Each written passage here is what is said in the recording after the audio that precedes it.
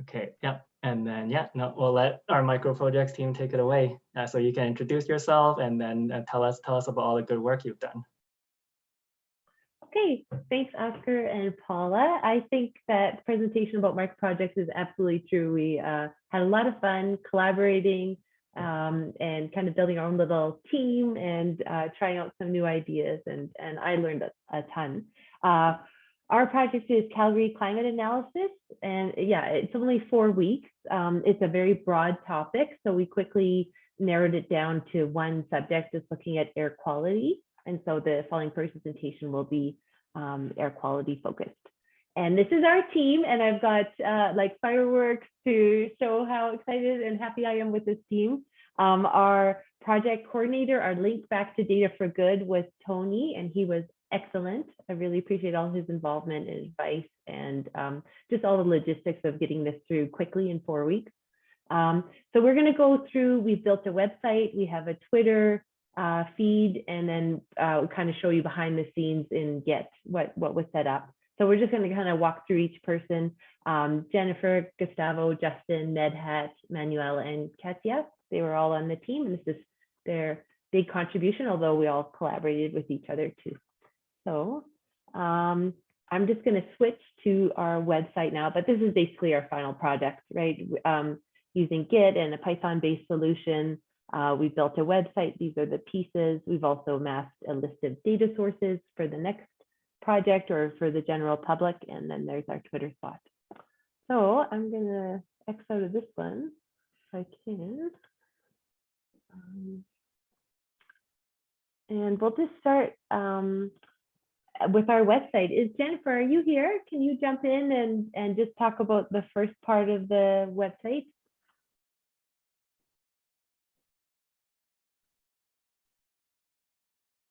Oh, Jennifer Lozano, are you there by any chance? If not, I'll just jump in, but jump in if you're here. Jennifer, you should be able to unmute yourself now.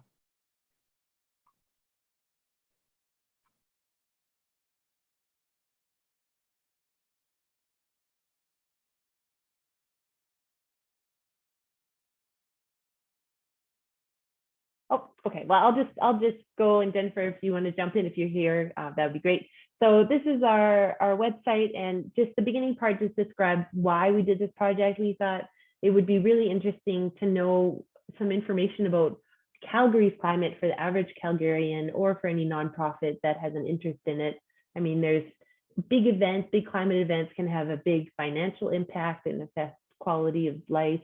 And so that was our motivation. And then we looked at all the different data sources related to air quality, and we found historical data, real-time data.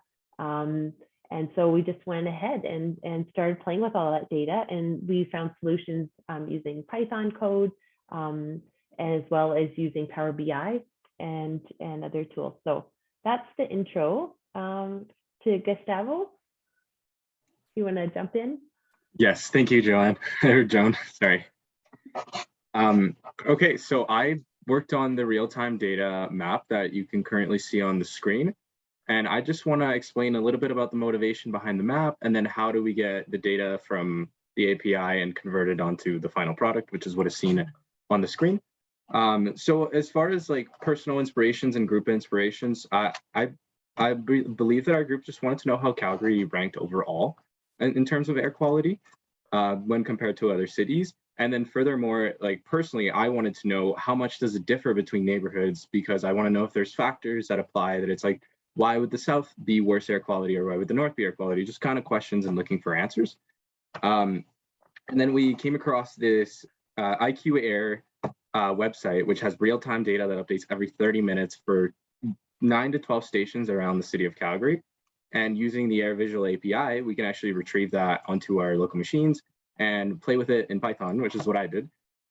So we get the data from JSON. I use pandas to clean it up a little bit, fix up the null values, what's going on, and then we have real-time data by every 30 minutes. That is how the API retrieves it. So then using SciPy, I actually interpolated the data because there's 12 stations around Calgary. I wanted to know specifically what an estimate would be for the air quality in that exact neighborhood. So as you can see on the map, it shows a gradient instead of it being more of a sectional. And that's because of the interpolation. It calculates a value based on the distance to the stations themselves, and gets an air quality value for that. So that's why one neighborhood of Calgary will be different from the other one, just because it's closer to another station, so the values are going to be a little bit different. And then it goes onto the map, and that gets exported onto, and JavaScript reads it for the website. So awesome. Awesome. Thank you. Thank you. Okay, the next section's mine. I'm just going to share my screen so I can click on the website myself. Right, so for my section, I created a Power BI dashboard on greenhouse emissions, CO2 emissions for Calgary with 15 years of data from 2005 to 2020.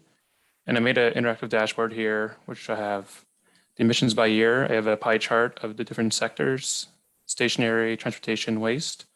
I have another chart here with the different sources, having all these little breakdowns here. And then I also have a slider at the end where I can determine different little sections of years, and I can click on one if I want. And the nice thing is, if I can click on just one section, all the graphs change. So I can divvy up between stationary energy or transportation, and I can even click on the exact ones here as well.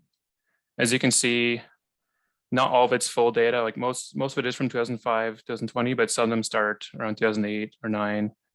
I think aviation only has the 1 year, in fact. So it's not a complete data source, but it was interesting to see all the different ways it's changed over the years. And there is some interesting things where you can see there's a dip in commercial buildings throughout the years. So like part of it seems like maybe we are doing better at emitting less CO2, but we also see in the institutional buildings didn't start data until that dip. So maybe some of the data came from the commercial buildings diverting into institutional buildings as well. So it was fun to play around with this and see all different data points we can get. And it was really interesting to see. And I'll stop sharing. Yeah, that was really cool. And being able to integrate Power BI into a Python-based solution was really cool. I didn't know that we could end up with, like I thought we'd just end up with a picture of it, but we got the full interaction of Power BI in here. So that is very cool. Okay, NetHat.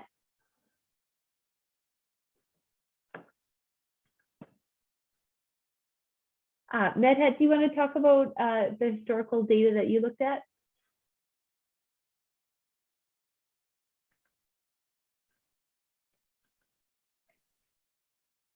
Oh, maybe not. Well, I'll just briefly, if you want to jump in, NetHat, go ahead. Otherwise, I'll just say that NetHat also looked at some historical data and looked at trends of average air quality versus transportation to see if there was a link. And I mean, one of the notices is that there's a kind of an annual trend, and that happens in there. He didn't see a direct link necessarily with the transportation data, but great to connect to it and explore the data nonetheless. Okay. Future predictions, that's Manuel. Can you hear me? Yes. That's great. Is it okay for you if I take over to share? Yes, Good. please. I'm gonna do that real quick. Can you see anything? Yes? Yes. Good. I was interested in first we found at some point from the Alberta government, I think it was, historical data on a day-by-day basis, daily average of certain climate metrics, stuff like some particle matter that's in the air, or methane or ozone, or which kind of leads back to Gustavo, an air quality index value. now there were 6 stations across Calgary that kind of took the measurements. It seems like at some point, as Central was renamed or superseded by Central 2, I'm going to quickly jump through that. You can see that the intervals for the data are not the same for each of the stations. So there are some where you just get relatively new data, some where you have extremely old data, and some where even the data intervals per, let's say, value actually differs greatly. So we have here ozone data since 1990 actually, yes, and older, as we can see in the back here. But we have methane data just since 2007, for example. So first, my idea was, okay, I'm gonna do super cool forecasting for the next month. Quickly found out that's not gonna be that easy. Well, because of all the data problems that Gustavo had, plus the ones that I mentioned. Basically, the data was not clean and so on. But as you can see in the graph, turned out that the data actually has a nice seasonality. Actually, there is some form of periodicity. And so there's a relatively easy prediction method that just takes the time series by itself and kind of continues on an internal model to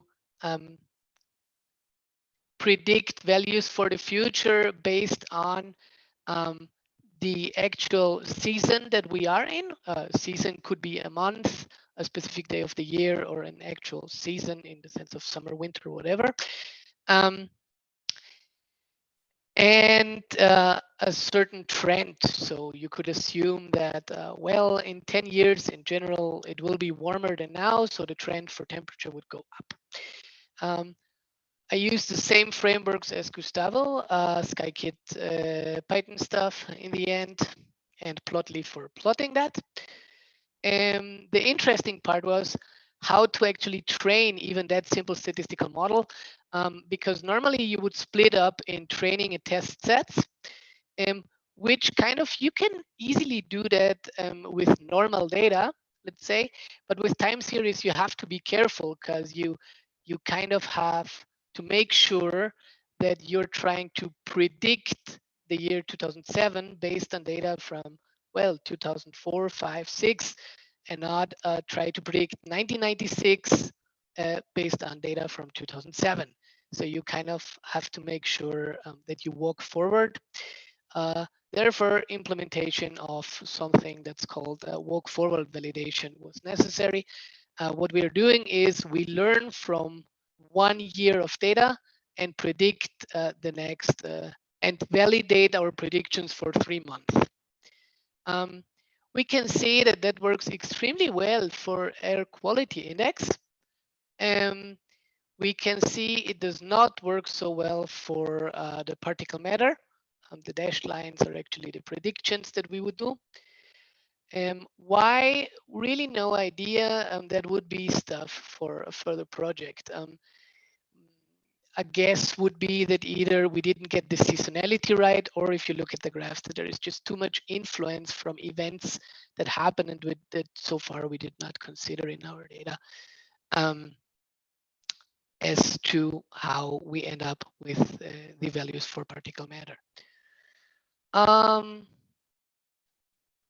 Yeah, that was that. Should I continue, Joan, with the GitHub workflow? I wonder if or can we just jump over to Katya's Twitter page first? Is that okay? Oh, yes. Yeah. Sure.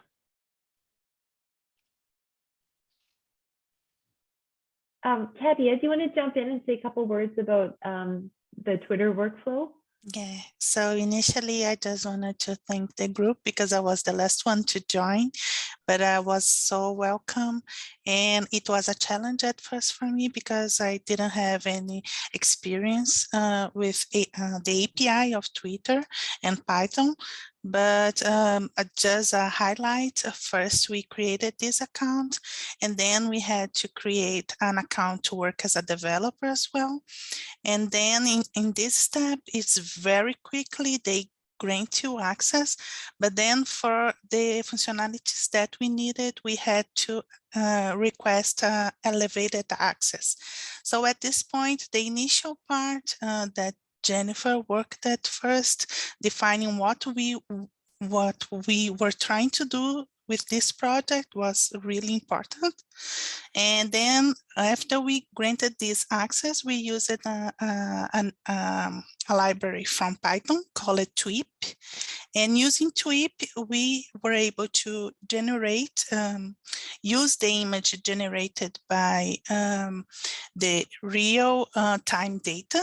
We upload this image on Twitter, and after that, we create the Twitter using an ID that is created after we upload this.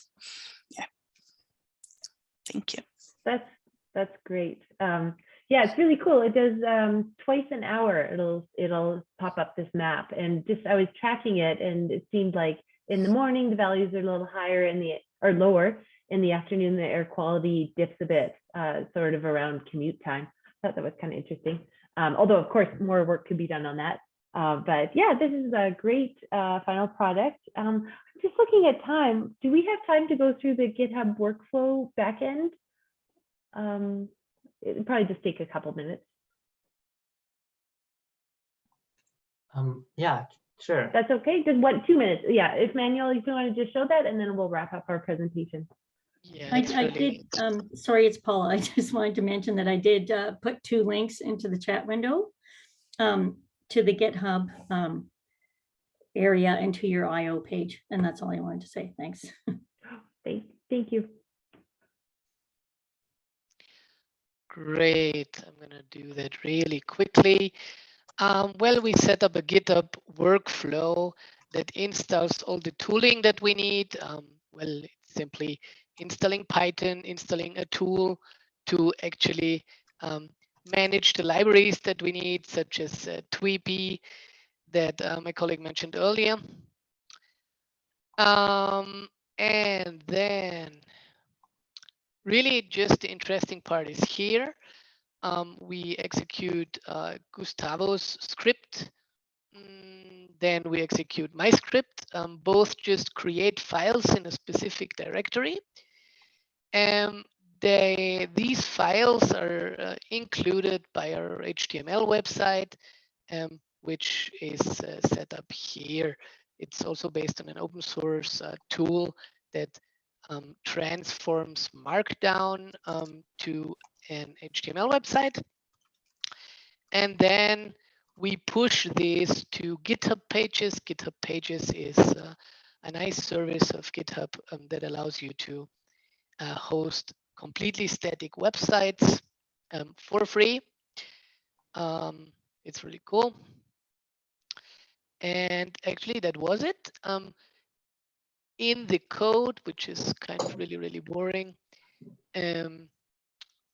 you could see that the whole workflow really is triggered every 30 minutes. So we have that basically here every 30 minutes.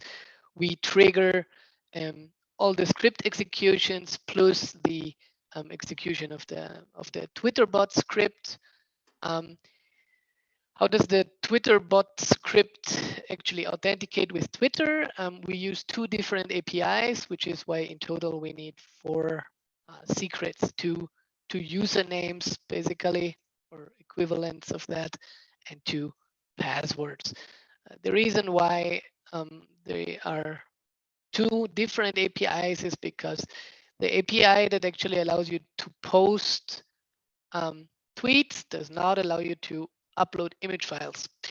They have separate APIs for that. Yeah. I think that was it actually. It's just published on that URL always every 30 minutes. If everything goes well, you can see here the actual date, minus 30 minutes ago.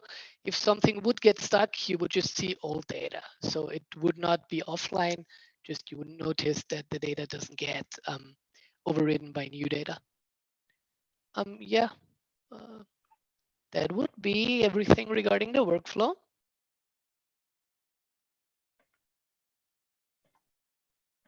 Okay, that's fantastic. Thank you so much for showing us what's like under the hood on this awesome project. I think there's some really cool technologies that were used and some great integration techniques and, you know, automating the updating. Hopefully other people might look at this project and find some interesting bits for their own projects.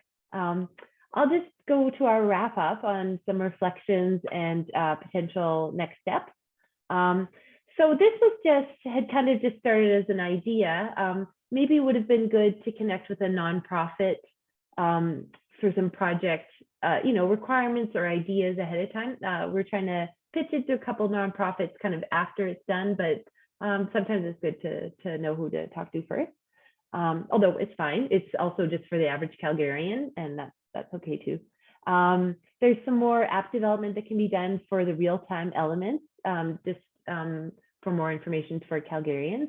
And we could keep working on the predictor model for sure to improve the forecasting. But a great pilot, a great kind of prototype of how to do this was done. And I would say, finally, I mean, air quality is just one micro project under the theme of Calgary climate analysis.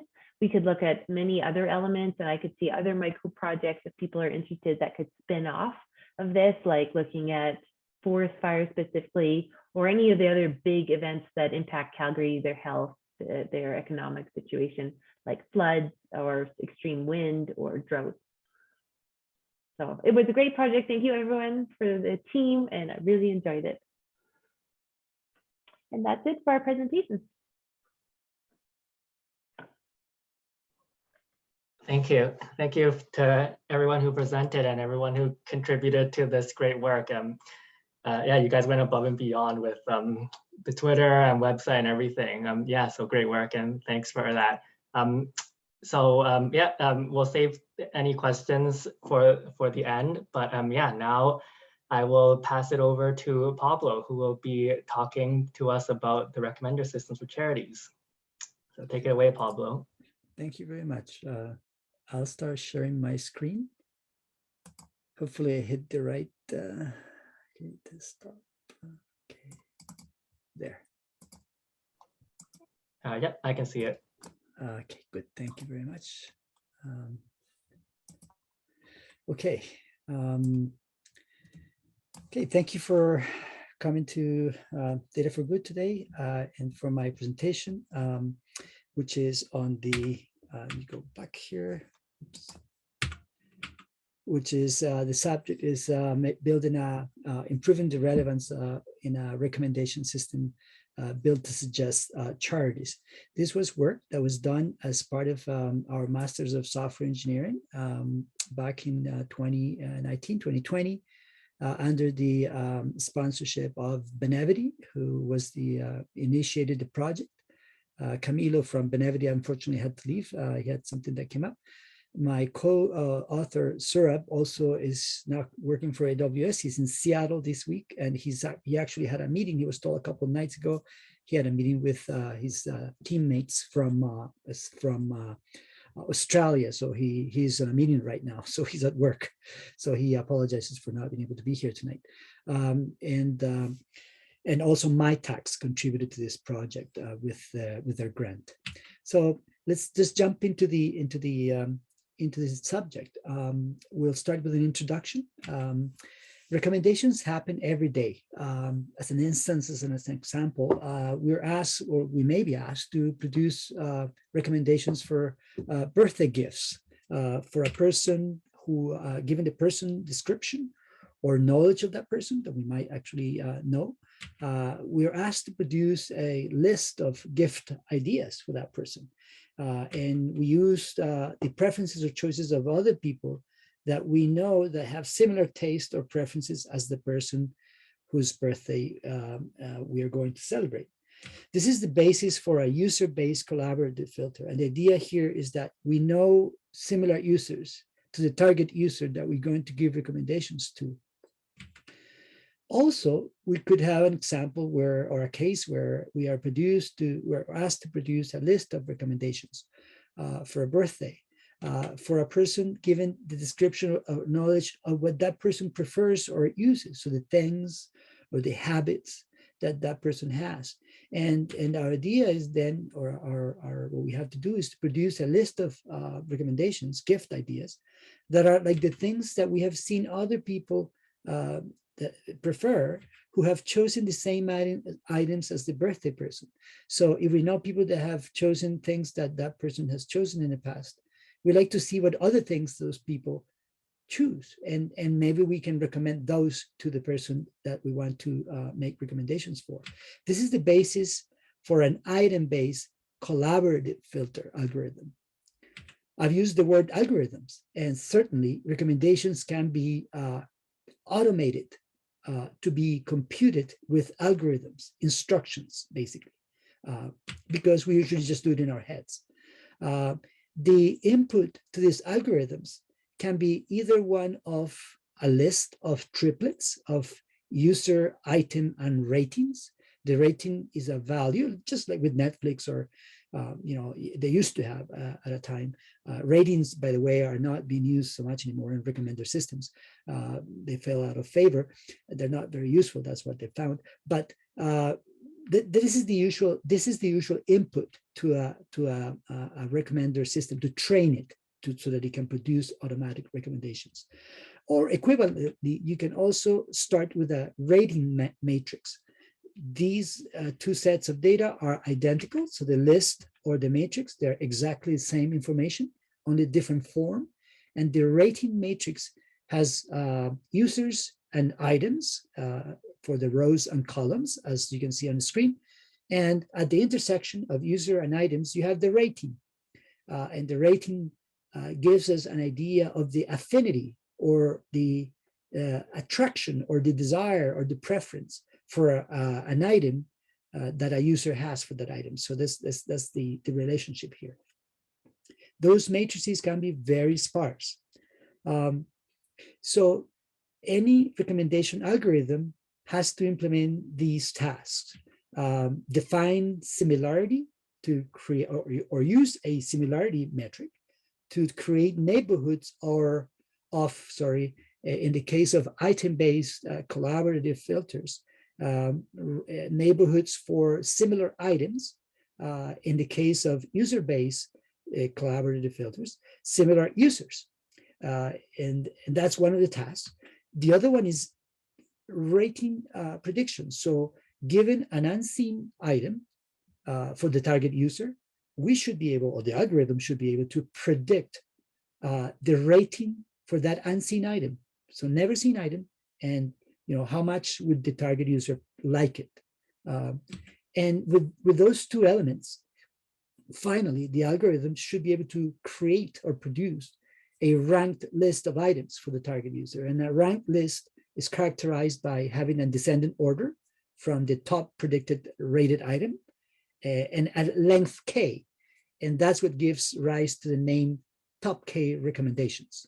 So we're going to produce top k recommendations, where k is an argument, is a parameter, that you define. I want top 10 recommendations or top 5, or we don't want to overwhelm the user, so we produce only top 2 or top 3, something like that. But that's the terminology.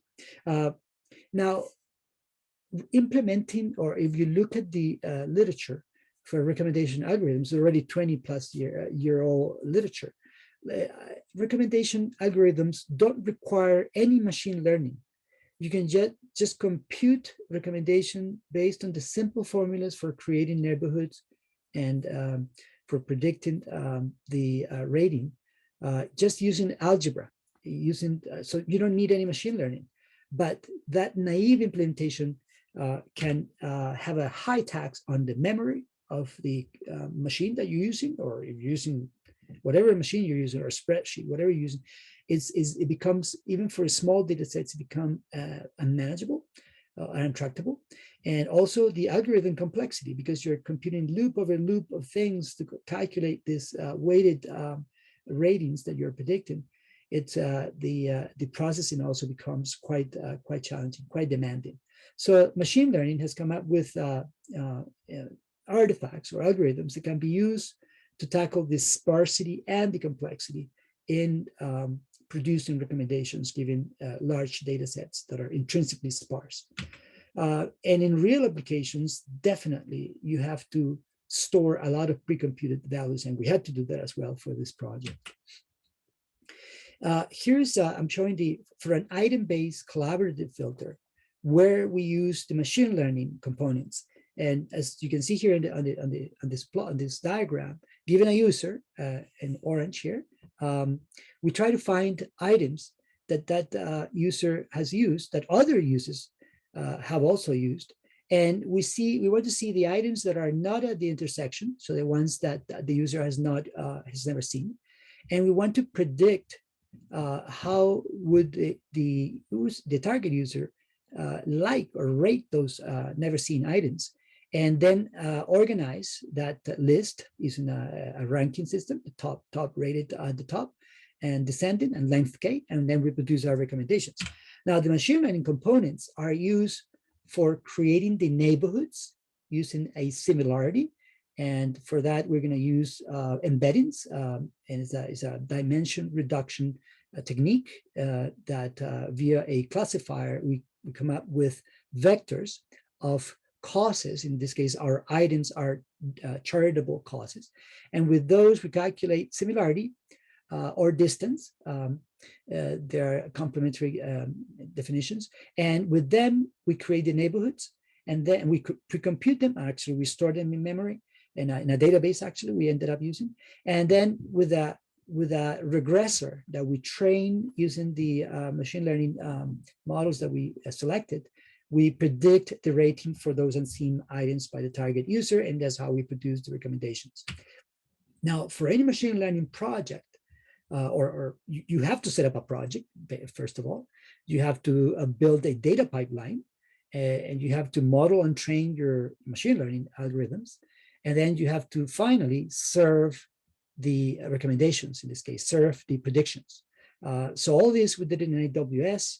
We did it using the SageMaker, the library that AWS has for managed machine learning training. And we use dual autoencoders, which is, I'm going to speak about that in a minute, which is using deep learning. So we had to build the system. So the project, the context for the project was given a global charitable donations platform, which is Benevity, and real life anonymous transaction data, no explicit user profiles. So we don't know much about the users.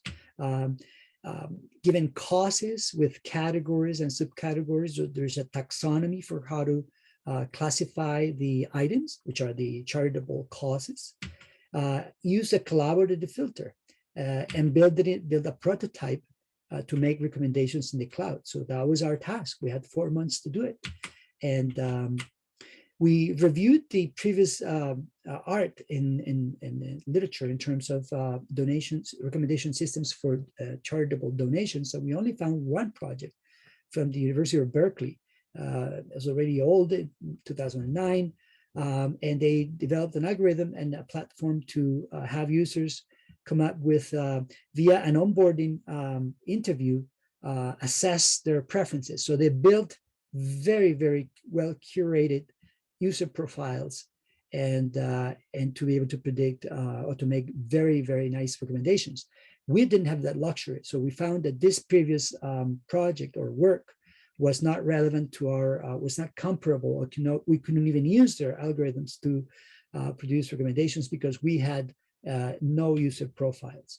So I'm going to address something called the inductive bias. Now, we had a very nice data set that Benevity provided as part of this project, but we also had to decide a lot of things. And that's what data scientists call the inductive bias. So anything that is not your initial data is your bias. You have to decide what to do with that data to turn it into a predictor to make predictions.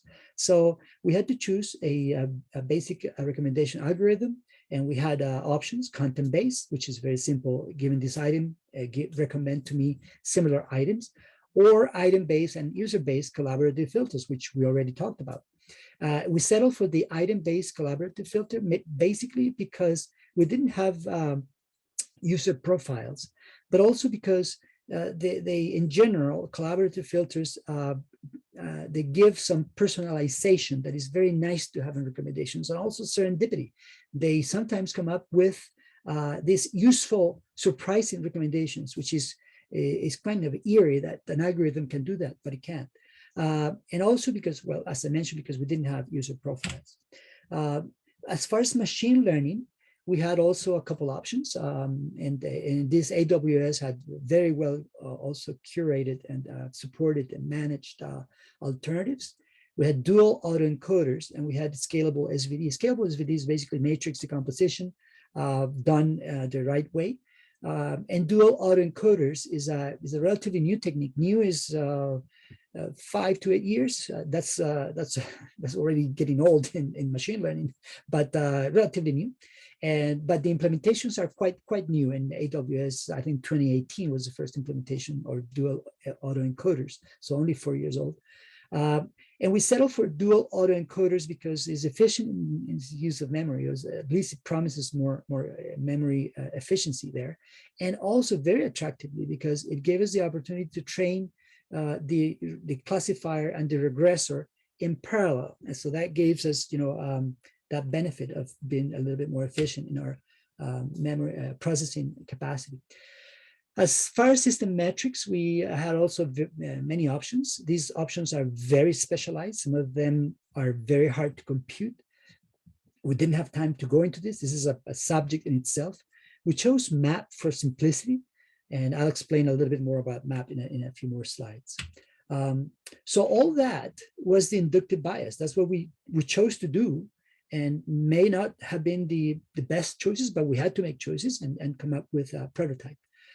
So given the lack of the explicit user profiles and ratings, we had to, the sparsity is qualified here, is measured by the 24 million anonymous donations that we're given as a transaction, a set of transactions, 165,000 unique causes, and over 1.2 million users. Out of these 165,000 unique causes, there's a core number of a few thousand, that tens of thousands that are the ones that people actually donate to, and there are many that are hardly ever donated to. And so there's a lot of sparsity. So how to make recommendations? Well, we had to build the system. So the first thing that I'm going to talk about is feature creation. We didn't consider automatic feature creation. Basically, the truth is, well, we didn't have time to go cover that during our program, and it's quite new, and it's quite a little bit esoteric. This tends to be more parsimonious. You can explain where your manual features came from.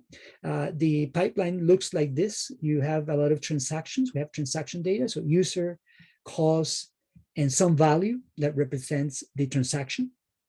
So you gave so many dollars to this cause, for instance, that's a transaction on this date. Your company, you work for this company, you live in this country, stuff like that. So metadata or data related to the transaction. We had to filter those transactions for things that we actually wanted to use. And then, so a little bit of transformations there. I wouldn't call it cleaning, but there was minor cleaning. It was a relatively clean data set, because it came from the guts of the platform. And then with those, we created features. And with the feature, we computed ratings. We call them implicit ratings because they don't come from the user producing any value based on preference, but they are implicitly a reflection of a preference. The features are focus, intensity, impact, and kind, and they reflect simply the level of affinity of the user for that cause, expressed as how many times he donates to that cause over the time period that our data set covers, so every year, a year and a half. Also, the portfolio distribution. So out of your range of causes that you donate to, which one do you donate to the most? So if you intensify your activity on a certain cause, then that has a more higher weight.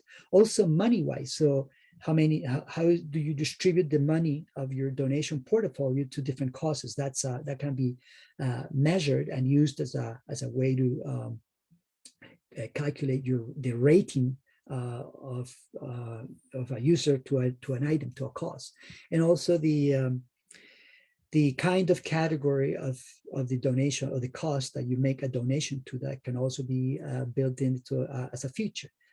And with that, we compute ratings. Talking about data sets, I just wanted to highlight here the rating density column. The donations dashboard, that project that was online, that was built in 2009 by University of Berkeley projects, that the rating density was 26%. So it is a value that is respectable. It's not as sparse as you would see on donations one, which was the first data set that was given to us just to start testing and building basic infrastructure. That was 0.09%. And the real data set that had 1.2 million users and 165,000 causes and 24 million ratings, that one 0.01%. So the rating density is, that matrix is really, really sparse. So that's where the dual autoencoders, the deep learning technique, is very, very interesting. And I invite you, if you're curious, to search the literature for dual autoencoders. They're used a lot in anomaly detection as well. And there are other uses for that technique. It's very, very interesting. So as far as machine learning metrics, this is what we studied in courses, and when we go to school and study machine learning. You measure the performance of these algorithms using, for instance, for a regressor, we use root mean square error or mean average error.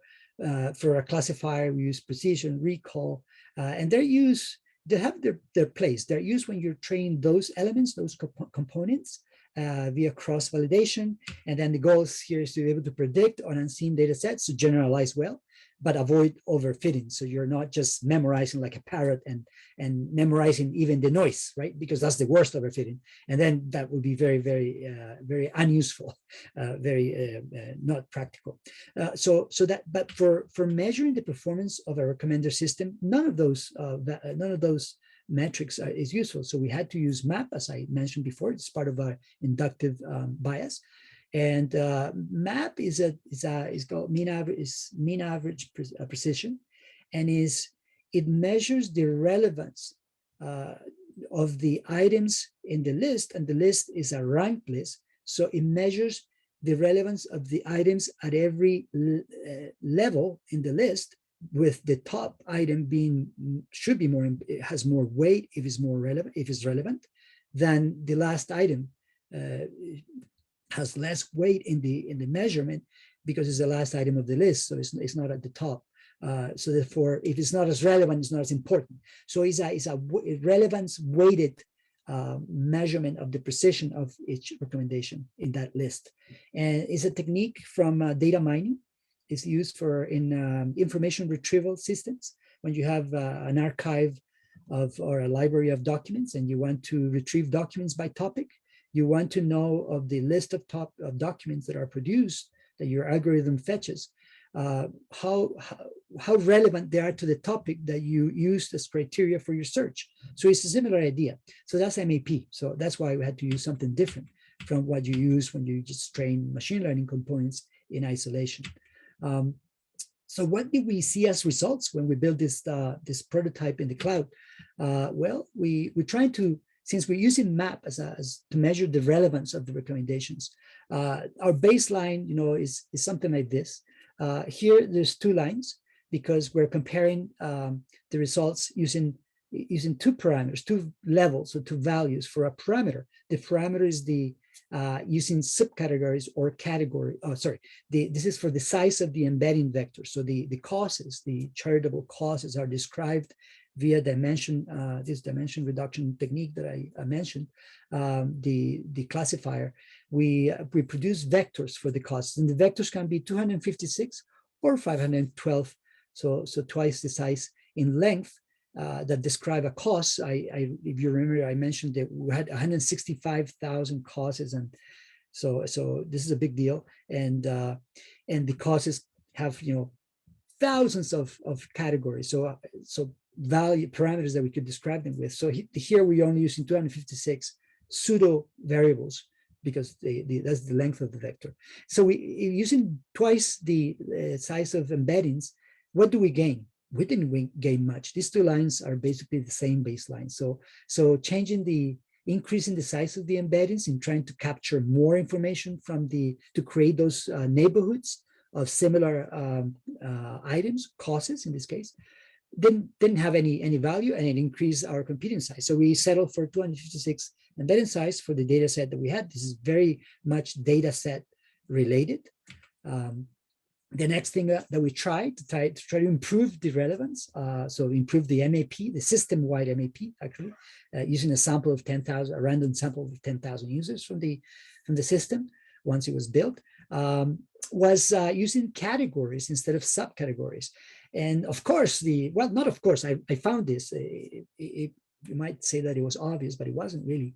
But the MAP, the relevance, increases because we're using categories. So it's an artifact of casting a wider net to catch, relevant recommendations. So if we're using categories as opposed to more granular subcategories, well, we're more likely to rate them or to deem them relevant. So we settle for subcategories because it gives a better user experience in terms of recommendations, because they tend to be more relevant, more similar, if you like, to what you have preferred or to donate to in the past. So this wasn't a way of improving the relevance of recommendations. So what was the thing that we tried? Well, we tried then, based on intuition and observation, both using the simulations. By the way, each one of these plots took a couple of days to generate, a few hours, doing simulation in the cloud and distributed networks, distributed using Spark, basically. We found that controlling for the number of causes that a user donates to, we could improve MAP, keeping subcategories, which, as I said, is a better user experience, more relevant recommendations. We could go for top 3 recommendations, we could go from 15 to, a little over 30%. So that's quite substantial in the world of recommendations. That is quite good. And even for, large top K, you're still improving the relevance of recommendations at top 11, which is quite a stretch, quite challenging for a system like this. It's the first prototype system for this system. So we decided that, and because this is parameterized like so, we noticed that between 50 and 100, we weren't gained. We reached that point of diminishing returns. We're not improving MAP, and we're, hurting ourselves because we're leaving a lot of users out of the possibility of being in the system, or to have this kind of recommendations anyway, because we're limiting the users to having 100 donations pretty much per year to be part of the system. So so how much are we losing? That was the question. So we knew that around 50 was a good. So let's choose 50 donations per user. Per unit time per year, in this case, as a way to create very more relevant recommendations. But what are we losing? So we did a number of more simulations where we try to see what was the point where we need to cut our losses and say, okay, we're going to limit to this number of recommendations per user. So here there's more points between 1 and 50, and we see the overall trend and how many transactions and users we're losing when we limit the number, the donations per user to 50, 100, 200, so on. And we see that this plots, we're losing, from 24 million transactions, we're going, when we're going to 50, we have a little bit over 15 million transactions. So we've lost, quite a bit. So trying to limit the transactions per user to a higher value is sort of, we're paying a big penalty, and MAP is not increasing. We know that. So beyond 50, we're just seeing the trend, but we're not considering. And over here, well, we did this empirical observation. So we did more. We consider how many causes we're losing. And from 164,000, with 50, we're at 75,000. So we're losing half of the causes. But it's it's potentially an acceptable price that we're paying. The number of companies, that's more arguably less of a penalty, and the number of countries as well. So you're losing diversity as far as countries. Although this data set is very, very North American and a little bit European centric, but so it would have to qualify what countries you're losing, most likely not the countries in North America. But anyway, in general, we found that 50 was a very good value 50 transactions per user was a good value to produce valuable recommendations for users that have that level of activity or more. We proved that to ourselves, and we produce more relevant recommendations. To conclude, we successfully used inferred user profiles via implicit ratings. So implicit ratings sort of make up for the lack of user profiles. We use an item-based collaborative filter to do that, to work around that. We use finer cause classifications because they definitely produce qualitatively. We assess that the recommendations are more relevant to the user than if we use the coarser categories as the criteria for training and for measuring the performance of the system. So controlling for a minimum number of donations improves MAP. So that's actually, if you looked at the papers in the literature, like the movie lens papers from 20 odd years ago, when recommendation systems were a hot item, they say, oh, we're going to limit the number of, let's say, movies that a person watches to 20. But it's an arbitrary thing. They don't justify it. Here we're saying, well, about 50 donations per user per year is a good value to use as a minimum value for users that we're going to use to train our system and to produce recommendations for. So this empirical threshold seems to be reasonable and maximizes MAP at any K value. Thank you very much. If there are any questions, I just want to acknowledge the University of Calgary Software Engineering Program, My Tax Accelerate program for funding this research, and of course, Benevity and for funding and supporting and coming up with the idea actually of making this project a reality. Thank you very much.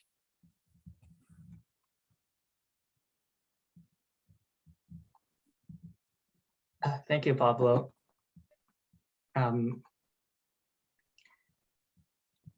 I'll just let everyone be able to come off mute. So if anyone has any questions, they can. Hope I haven't lost anybody. Yeah, if anyone has any questions, feel free to come off mute and can go ahead and ask, or type into the chat, and can help facilitate any questions.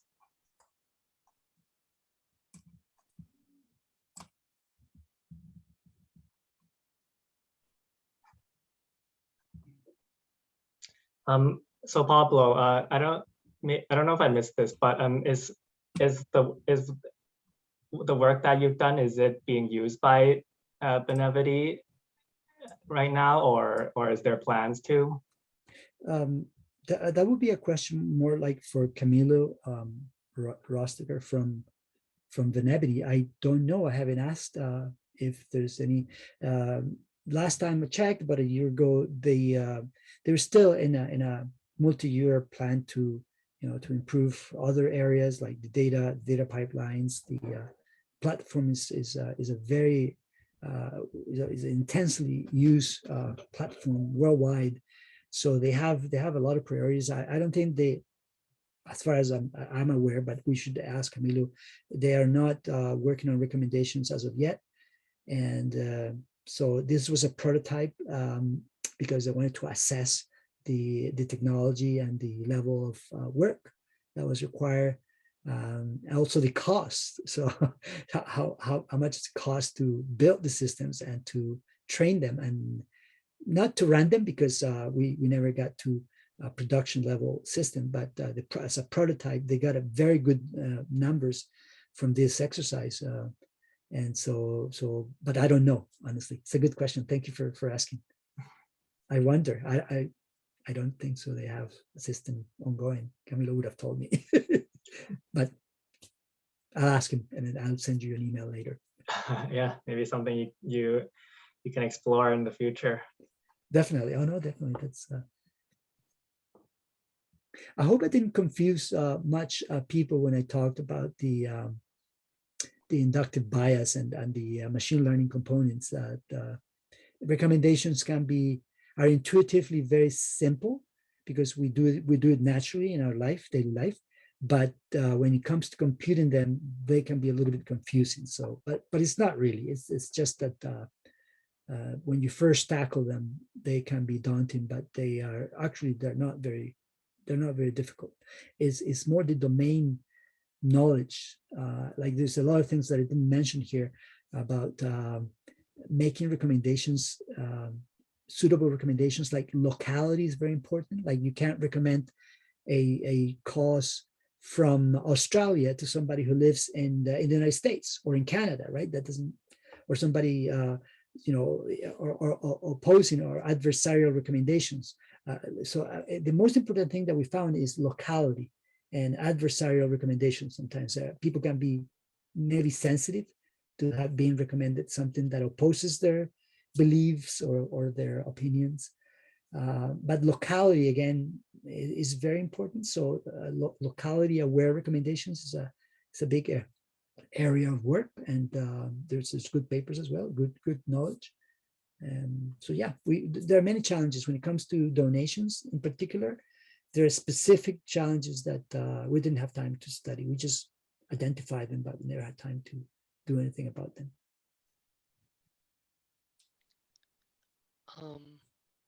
I have a question regarding the features. Can you hear me? Yes, I can. Yes, great.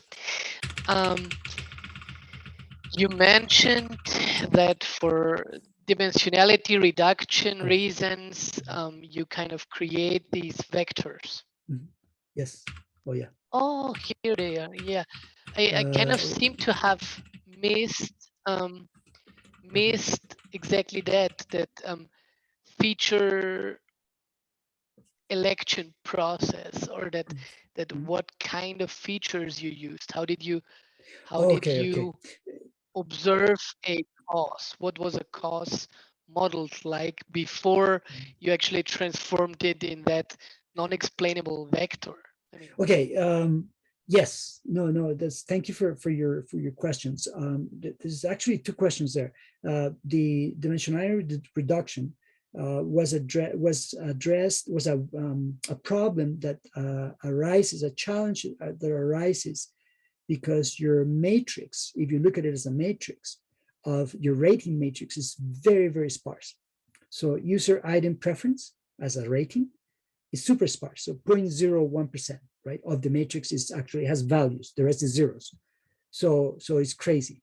So how do you address that? Well, we use machine learning, dual autoencoders, and dual autoencoders create, because one of the tasks of any machine learning algorithm is to create neighborhoods of similar things. I'm having maybe trouble here finding the, I think it's way behind.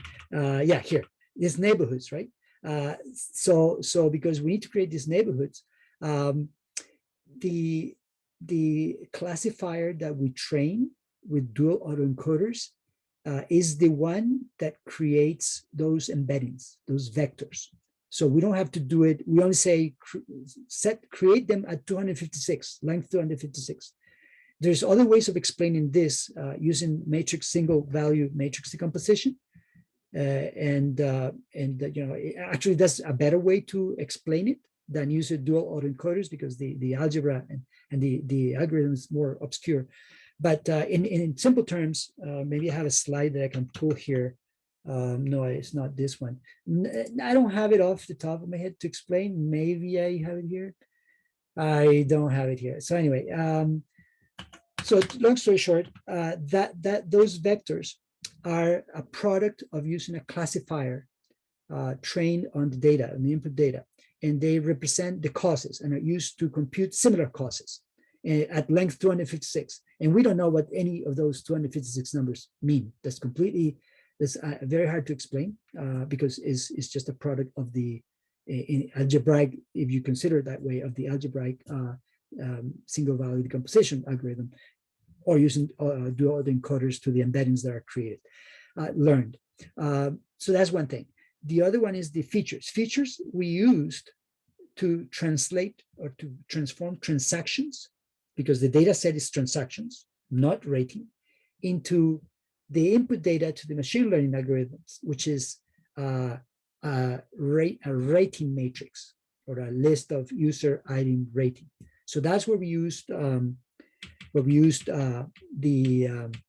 features, and the features were empirical. Like I said, we didn't use any of the modern, ways of computing features, but it was a quick way of using domain or simple logic to go from transactions here on the left to actual triplets. You see here, user items. In this case, is a C for cause, U for user, C for cause, R for rating. So that's how we use features. So, and like I said, maybe a transaction is on this date, user X donated $10 to cause Y. The user lives in this country, works for this company, who's a client of the platform. And basically that's it. Or maybe the zip code or the some postal area information. That's it. That's all we have. Completely anonymized, and there's no rating there.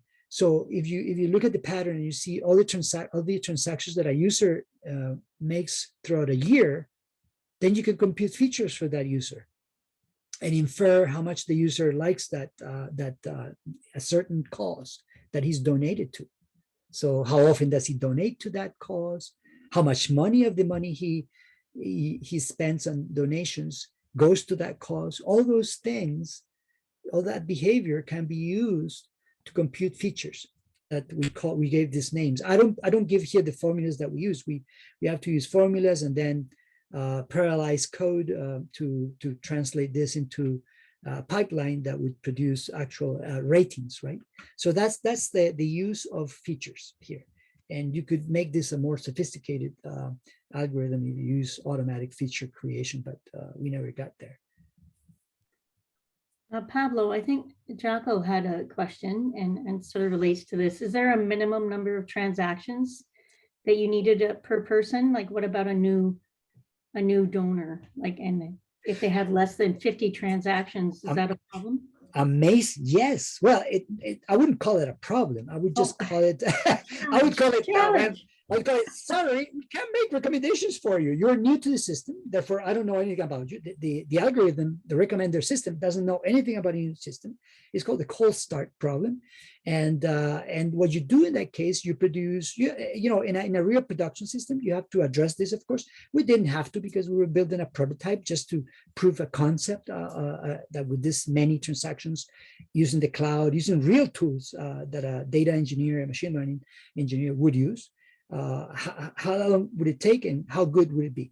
But in a production system, of course, you have to, for a new user, you have to produce a most popular recommendation, a trending recommendation, or just give me one donation and I'll produce content-based recommendations. So you donated to a charity for, let's say, nature conservancy, conservation of nature, let's say rainforest preservation. Well, I'll recommend any other cause that looks after rainforest, right? So content-based recommendations they're not personalized. They don't need to know anything about the user, just the one single item or a few items that they've chosen. So those are the strategies for those users who either don't have enough transactions in the data set to be included in the high-end recommendation system, or are totally new. Yeah, thank you. That's a great question. Sorry, great question that is very relevant to a real production recommendation system. And I have another one from the chat window. Okay. So Farid wanted to know if there's any date time features in there. Or as you were talking, you mentioned about people's transactions during a year. So how did time and donations over time factor in?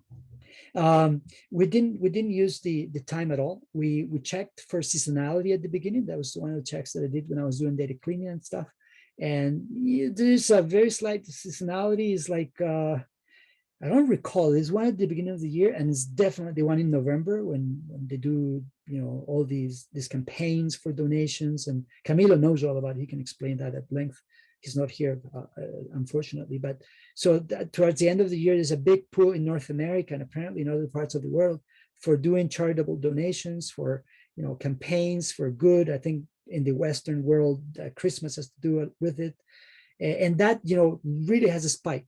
But it wasn't a factor. There wasn't enough information about trends in that seasonality, which is very mild. But when I scaled everything to the big data set, it wasn't very, very important. So there is one, but it was judged not to be very relevant to model the ratings, the implicit ratings.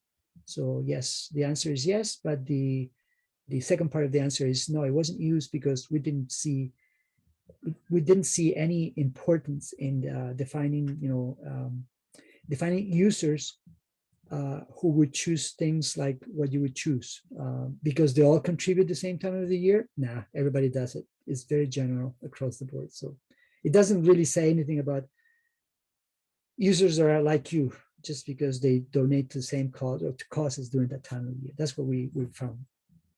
But it's a very good question. It begs more talking, but I'll refrain from doing that. I'm not the expert, and we're probably running out of time also, but it's a very interesting point.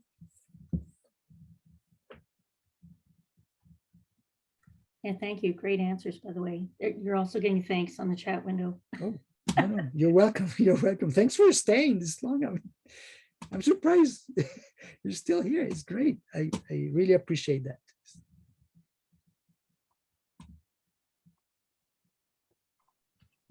And looks like Yong Peng, you've raised your hand. Did you have a question?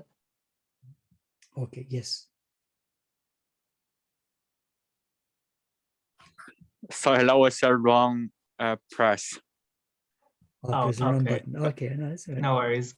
And in the chat, Ryan had a question. I think you talked about this earlier. His question is, do you know if Benevity or any companies or other charities have implemented a recommender system? I believe you mentioned from your understanding, Benevity has not.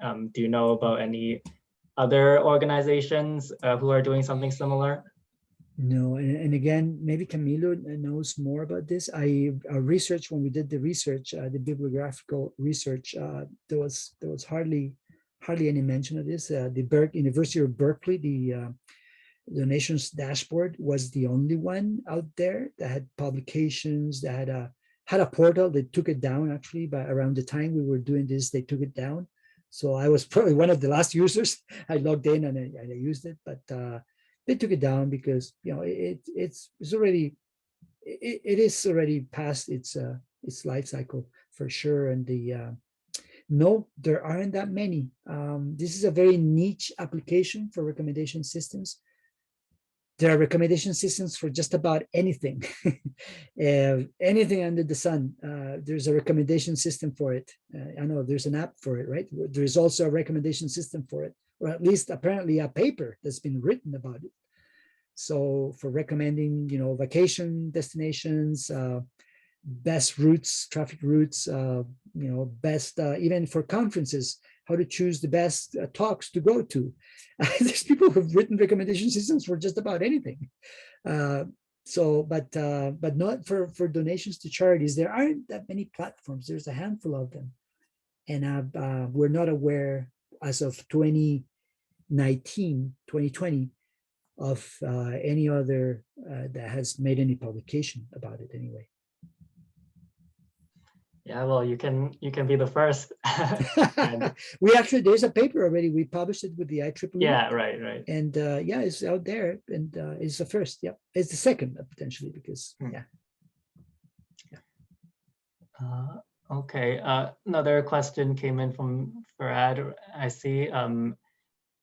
I'll just read it out. Do you think we could have a reinforcement learning model on top of the rating system to train a model to predict the best time to launch a donation cause? Yes, no, that's a very sophisticated question. Reinforcement learning is the frontier now in machine learning, and I don't know much about it. I only know the basics, the fundamentals, but I wouldn't be able to answer that question. I think in principle, yes, you could definitely. To predict when to launch a cause, that is a little bit more of a challenge, because you would have to, I don't know, have a pilot or a group of users and try to have users that would like to donate to your charitable cause and sort of predict based on seasonality when I don't think there's seasonality to begin with. We didn't see any of that. That's related to the previous question. So predicting when to launch a cause kind of doesn't make sense to me based on what I've seen, but I'm not that much of an expert. I just know what I told you here. We built a prototype. We improved the relevance of the recommendations, but and I saw that seasonality wasn't very important when it came to improving the recommendations. When to launch it? Maybe yes, launch it shortly before the end of the year when people donate a lot of money. that would be my recommendation. And you wouldn't need sophistication to do that. You just need to look at the seasonality, I guess. And maybe that's a wrong answer, but that's an answer that came to me as I spoke. That maybe is when people are more willing to give money to charity. And that's definitely towards the end of the year in the Western world, for sure. Yeah, and like Giving Tuesday, right? That's a Giving Tuesday. big Yeah, date. exactly. Yeah, thank you. Yes, Yeah, that's the big one. date Yes. for charities and nonprofits. That's right. So I would recommend that. Yes. See, I made a recommendation. Yeah, well, thank you everyone for joining us tonight, and thanks Pablo, and thank you to the Micro Projects team for your great presentation. The recording will be posted onto our Meetup page, so if anyone wants to revisit this, you can do so then, and we'll be also posting some links about Micro Projects and how you can join on the Meetup page as well, so look forward to that. But yeah, no, thanks everyone again for joining. Have a great rest, have a good night, and have a great weekend. Thank you. Bye now. Upcoming weekend. Thanks, Yeah. everybody. Thank you.